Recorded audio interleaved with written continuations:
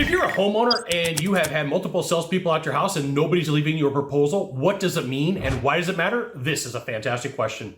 I'm Sylvan Bell, coming to you live for HVAC Technician Sales Secrets on a perfect day to talk about sales and business, and a fantastic day to talk about you on Homeowners Edition. Homeowners Edition, why salespeople will not leave you bids. So let's start with the very beginning. Number one, you don't respect the salesperson, okay? So you may not know this, but there's tons of code, there's tons of information, sizing applications, wire issues, refrigerant charts that your salesperson needs to know. And, you know, sometimes people will call them out and just treat them poorly, like, oh, you're just a contractor. Like, there is a lot of information that the person that you're meeting with probably knows. And it's the trade that they decided to get into. It's what they've wanted to do. And because a homeowner treats them poorly, every time that something happens like this, they're like, I really don't want to deal with this person. If you're not going to treat me with respect, why should I take my time to give you a proposal, right? Number two, time wasting. Time wasting can happen like this.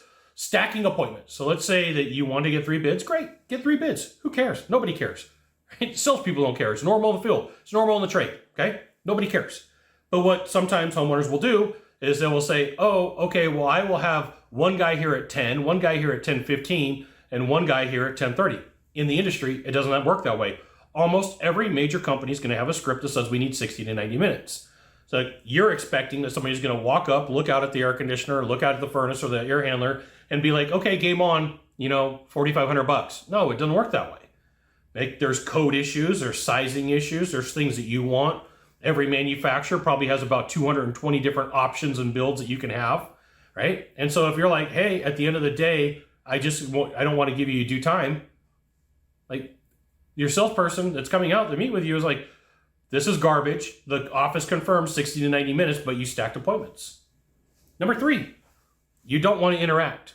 Okay, I don't live at your house. You live at your house, right? Your salesperson thinking, I don't live here. I need a root level of information from you that's really going to help me understand how to design the system. I didn't come here to play poker.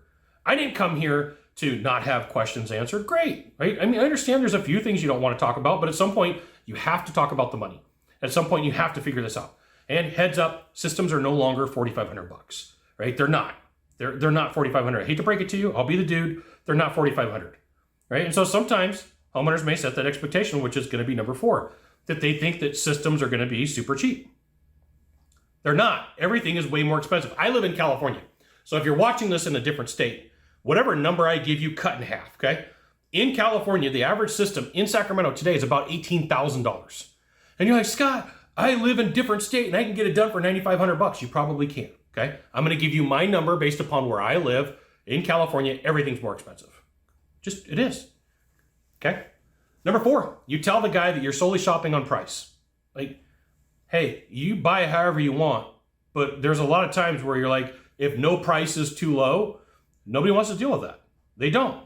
Everybody wants value, right? Everybody wants to say, hey, I got a good deal.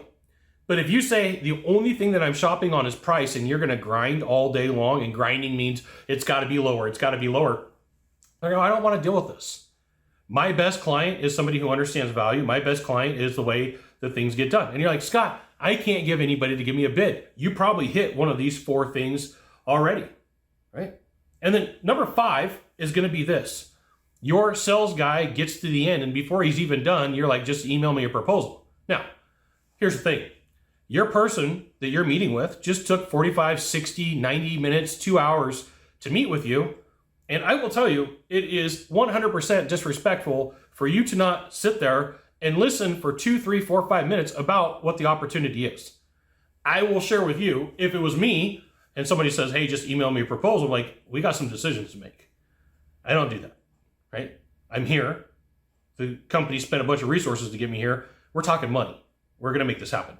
I may not say it that exact way, but if you're like, hey, Scott, why is it that my sales dude, my sales chick won't give me the time of day? They won't leave me a proposal. They won't talk to me.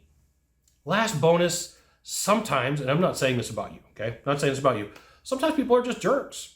I don't want to deal with them, right? My life is complicated enough already. Complain about everything. Nothing's too good. Nothing's too cheap. You start combining all these things together. If you start clicking off all these boxes, chances are pretty good you probably hit one of those. Hate to be the bearer of bad news. Thanks for watching this video.